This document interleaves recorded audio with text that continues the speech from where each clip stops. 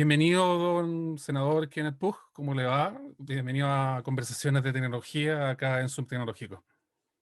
Muchas gracias por esta invitación nuevamente. Qué bueno estar en contacto y usando Internet, que ha sido la gran solución para esta pandemia, pero también nos mostró el mundo de los conectados y los desconectados. La ciberseguridad ha estado en la palestra en este último año y de hecho en el Parlamento también fue víctima de un ataque o de una suerte de inicio de ataque. ¿Cómo avanza este tema en el Congreso? ¿Y a qué le debemos tener cuidado ya cerrando el año en diciembre ya y con mira a este 2021? Bueno, este año efectivamente se caracterizó por una dependencia como nunca de las tecnologías digitales, pero estas todavía no son seguras. Tú mencionaste muy bien que en medio de la discusión de la ley de presupuesto, la Cámara de Diputados sufrió un ataque de denegación de servicios, o sea, trataron de bloquear y la Cámara interrumpió sus procesos, pero pareciera como que fuera normal, o sea, esto es como que te roben el banco y no pase nada. También el sistema de identidad digital del gobierno fue hackeado y no sabemos hasta qué nivel se llegó y cómo están protegidos nuestros datos personales. Entonces, hay varios elementos que tenemos que tener en consideración. Primero, tenemos que perseguir a los ciberdelincuentes y es por eso que en la Cámara de Diputados está la ley de delitos informáticos, que está ya en la etapa final. Falta solamente ponerse de acuerdo en las normas de ethical hacking, cuando realmente un investigador de ciberseguridad que vulneró un sistema no vaya a ser considerado un delincuente. Queremos corregir eso y ahí podríamos decir, vamos a tener nueva ley de delito informático, una de las más modernas del mundo.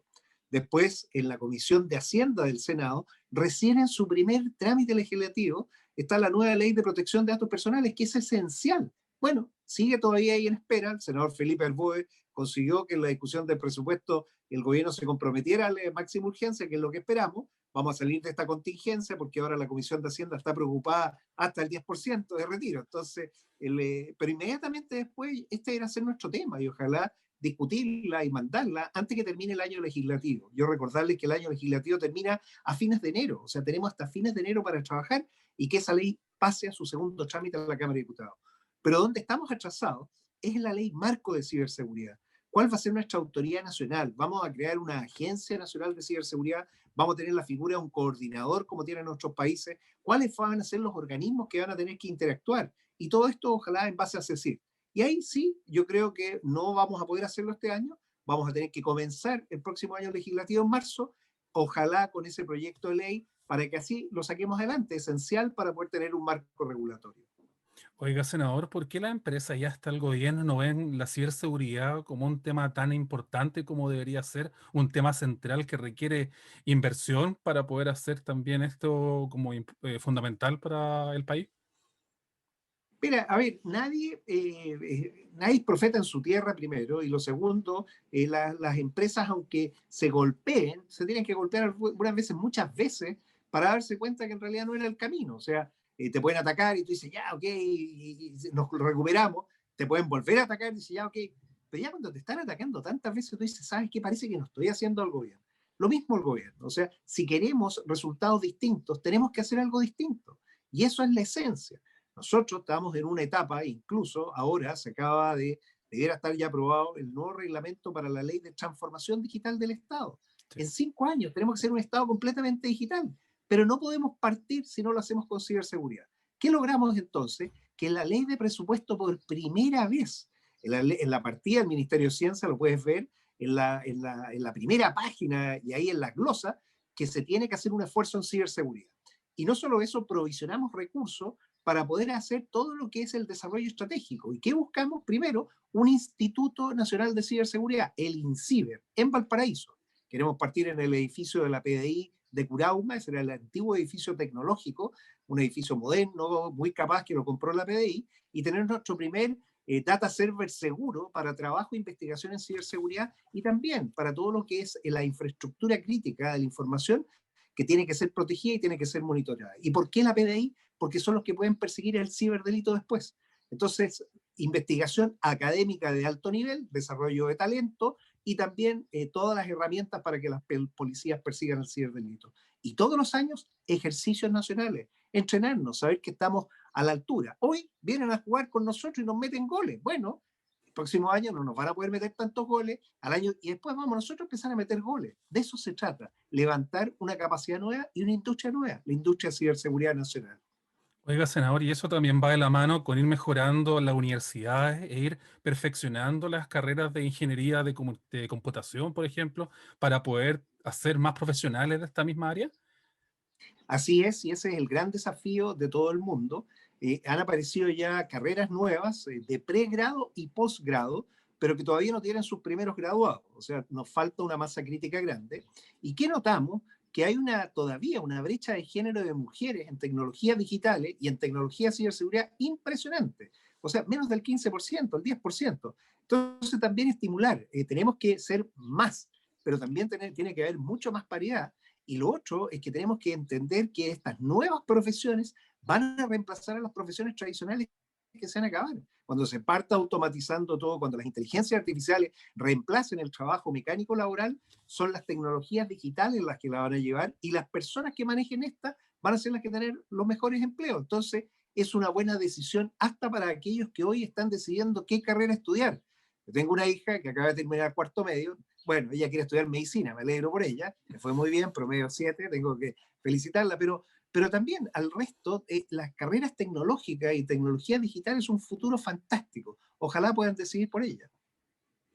¿Cómo afectará esta situación actual que estamos viviendo con la ciberseguridad? Porque se habla de rebrotes, de quizás este segundo año va a ser también como una educación híbrida también, utilizando tablets. ¿Cree que va a ir mejorando y van a haber mayores oportunidades para el ámbito de la tecnología en este mismo área? Sí, y con una respuesta bien concreta, no política. Sí, porque se está haciendo inversión. Fíjate, lo primero, se ha hecho una inversión grande en fibra óptica para llegar a las comunas, lo cual es muy bueno, darle ancho banda. Va a estar en 2 años más terminado. Lo segundo, porque llegamos a acuerdo en la ley de presupuesto para seguir con la última milla, de tal manera de reservar recursos los gobiernos regionales para que lleguen a la escuelita rural, al consultorio rural, o sea, todos los lugares donde se requiere. Y eso va a permitir mayor cantidad de gente conectándose. Lo segundo, ya cambió la mentalidad. Si la pandemia aceleró en 10 años la transformación digital, una década, ya las personas saben que pueden trabajar, que pueden seguir funcionando, que la productividad se mantiene. Por lo tanto, esto quedó para instalarse. Y ahí es donde está el tema. ¿Cómo lo vamos a hacer para que esto sea así? Bueno, ese es el desafío. Las leyes las vamos a cambiar para precisamente permitir esto. Usted hablaba recién que está esta ley de transformación digital, pero pensaba que llegar al 2024 para que esta ley finalmente se complete con todo lo que se requiere es un tiempo bastante amplio. ¿Cómo se podría acelerar este proceso para que también así la mayoría de las organizaciones y las empresas puedan adoptar este tipo de soluciones que están integradas dentro de esta ley? Bueno, es fundamental que el Estado se transforme, pero la transformación del Estado parte con la comuna. Y aquí es motivar a los alcaldes. Vamos a ir ahora a elecciones de alcaldes. Ojalá que los alcaldes y las alcaldesas tomen este tema como relevante en su gestión. Y también va a aparecer una nueva elección del gobernador o la gobernadora regional. Por primera vez, la región entera va a tener una autoridad electa que va a poder darle prioridad y va a poder pelear por los recursos. Entonces, por primera vez los ciudadanos van a poder decidir por aquellos que le van a dar mejores servicios digitales. Entonces, ciudadanos, exijan mejores servicios digitales y voten por aquellos que los den, porque los otros es más papel, más cosas, más trámites. No queremos eso. Queremos una sociedad que sea una sociedad que dé oportunidades a todo el mundo, que los conecte, que le abra espacio y que dé mejores servicios digitales al Estado. Esa es la verdadera transformación digital centrada en las personas. Oiga, senador, y en esa misma línea, si usted hablaba de servicios digitales, llegar a algún tipo de elecciones con voto electrónico, por ejemplo, ¿es posible en Chile? ¿Se podría como hacer como una migración de los sistemas normales y expandirlo a este tipo de sistemas? Bueno, hoy la mitad del sistema de las votaciones está hecho ya con base electrónica y de hecho se contratan los servicios porque toda la información fluye electrónicamente. Lo que pasa es que la interfaz solamente entre lo que decide la persona y lo que se pone después en el sistema electrónico es lo que hay que cambiar. ¿Qué falta? Mejorar nuestro sistema de identidad digital. Estar seguros que al otro lado está la persona que dice ser. Y para eso espero reunirme pronto con el nuevo director del Servicio de registro civil. ¿Por qué? El registro civil es el que tiene que licitar el nuevo carnet de identidad. Y ojalá que con el nuevo carnet de identidad tengamos la seguridad digital de la persona con un ambiente mucho más seguro.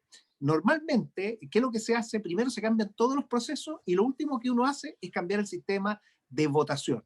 Yo espero que sea igual, o sea, que vayamos avanzando y no tengo dudas que si lo hacemos bien, en 5 años más puede que estemos votando digitalmente, con identidad digital, con seguridad, pero con una cultura digital y con ciberseguridad, porque sería terrible que nos ataquen la elección y salga quien elegido que nunca estuvo, digamos, en la papeleta. Oiga, ¿cómo se puede descentralizar la fibra óptica, por ejemplo, el Internet de alta velocidad y que pueda llegar a otros sectores? Porque, por ejemplo, se habla también de este proyecto de fibra óptica para la zona austral, donde se están haciendo grandes inversiones, pero también la idea es que lleguen a ciudades que están con Internet un poco disminuido o que básicamente no tienen. ¿Cómo poder llegar a estas zonas y también para poder democratizar el proceso de la conectividad? Bueno, primero entender que la única forma de llegar en forma masiva es de forma inalámbrica. Y por eso es tan importante que en el proceso licitatorio que se está haciendo las frecuencias de 5G, existan contraprestaciones para la frecuencia de las otras, que normales que se ocupan, la gente está en 3G, 4G, podamos tener nuevas localidades. Y aquí es donde se ha forzado a tener contraprestaciones en aquellos que se ganan. Ok, se gana el espectro, pero a cambio usted tiene que conectar muchos más lugares. Eso es lo primero. Lo segundo, lo que tú señalas de los cables de fibra óptica, efectivamente se llega, por ejemplo, a Puerto Williams ya con fibra óptica, pero tenemos que hacer que todo el tráfico de datos nacional vaya por nuestros cables de fibra óptica, que no se vayan por otros lados. Entonces, nuestra legislación tiene que poner incentivos para desarrollar infraestructura digital. Hoy pensamos solo en infraestructura en caminos, en puentes, y se nos olvidan los cables de fibra óptica. Tenemos que construir los caminos con cable de fibra óptica al mismo tiempo, no se pueden hacer después. Y también hacer el cruce del Pacífico saliendo de Valparaíso hacia Nueva Zelanda y Australia para tener autonomía, tener más ancho banda disponible para el país, incluso para las comunicaciones internacionales. Algunas veces podemos tener comunicación rápida dentro de Chile, pero ya cuando uno sale afuera se complica. Entonces tenemos que habilitar las dos rutas, las rutas nacionales, con los incentivos, con los procesos licitatorios, exigiéndole a las compañías que sean capaces de ponerse en lugares donde no estaban, los mismos gobiernos regionales con recursos para llegar donde tienen que estar, y el gobierno central con recursos estratégicos para conectarnos con cables de fibra óptica, al menos con el sudeste asiático. Usted ha sido uno de los principales que ha estado a favor de la descentralización, sobre todo en la región de Valparaíso, apoyando justamente estos proyectos de fibra óptica que van hacia el exterior. ¿Cree que Valparaíso pueda tener un mayor protagonismo en este mismo sentido cuando hablamos de Smart City o de inteligencia artificial, que son temas que ya empiezan como a aparecer en el día a día? Sí, y tengo la confianza porque conozco los talentos regionales.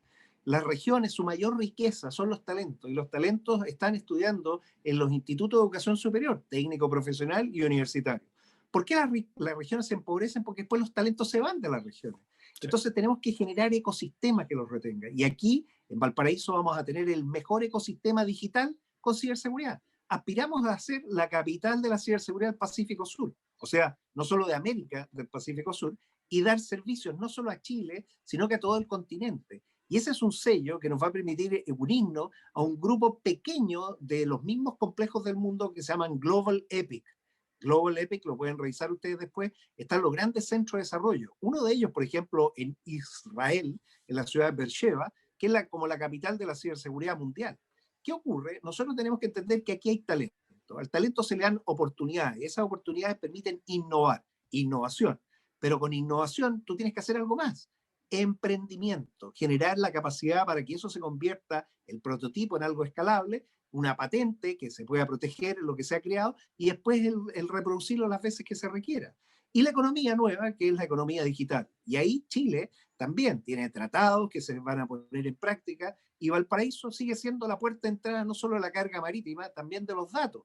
Todos los datos de Internet entran y salen por los cables de fibra óptica de Valparaíso. Entonces, estamos en el lugar adecuado, en el momento adecuado, tenemos que creer en nuestros talentos y tenemos que hacer inversión.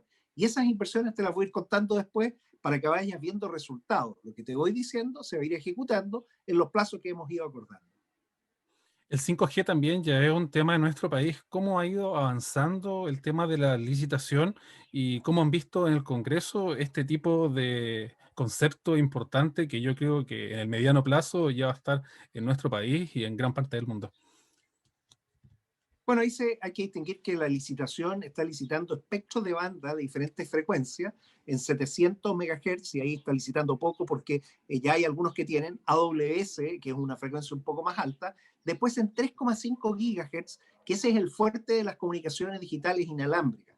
Pero más importante es 26 GHz, que es una banda milimétrica altísima que permite los anchos de banda más altos, o sea, las mayores velocidades y también la latencia la menor. Y esa es la frecuencia que se va a ocupar para la automatización avanzada. Entonces hay que investigar, porque hoy el mundo está en 3,5 GHz, pero Chile podría ser pionero en los 26 GHz.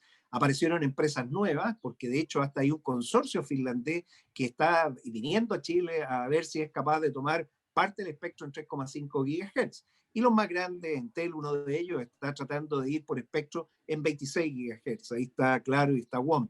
Entonces, eso ya sabemos, todas esas ofertas se recibieron, se están estudiando, se van a hacer las preguntas y finalmente en enero del próximo año, los primeros días de febrero, se va a saber cómo se va a adjudicar.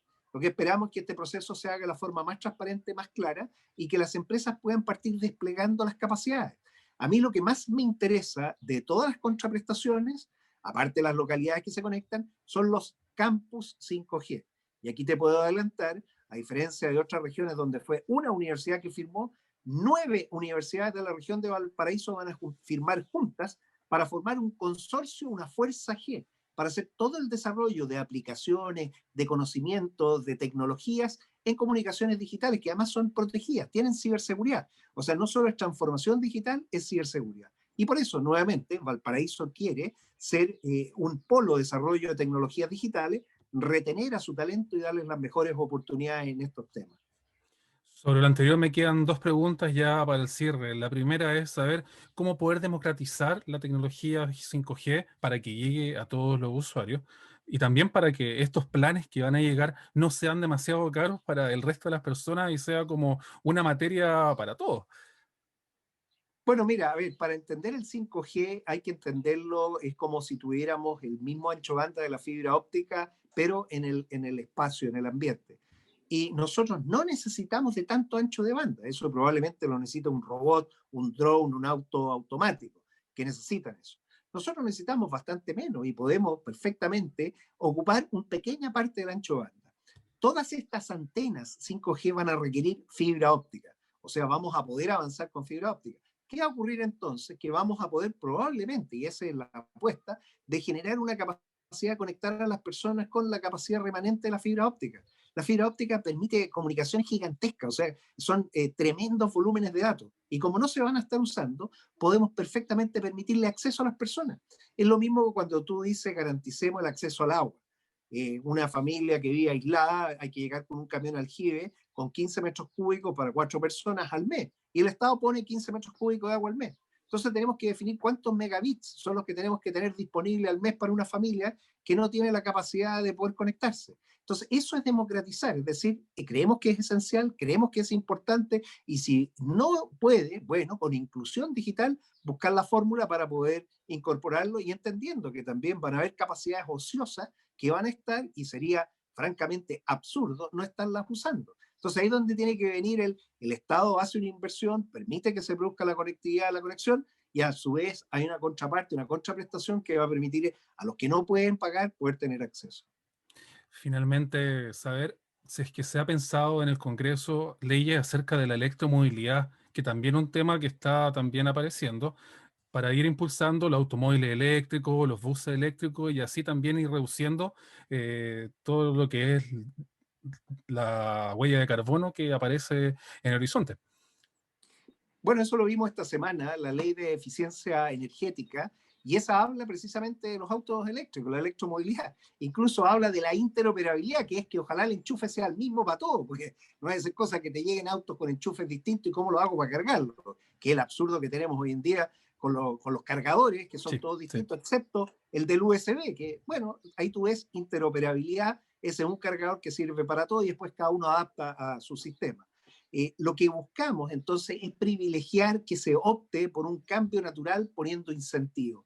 Por ejemplo, depreciaciones más rápidas, o sea que aquellos autos que se compran por empresas, las empresas pueden recuperar antes su dinero, por ejemplo. Entonces con eso van a ir a comprar el auto eléctrico, que nos va a ayudar a disminuir la huella de carbono. Pero este es un tema cultural. La eficiencia energética no solo es en la electromovilidad, es mucho más.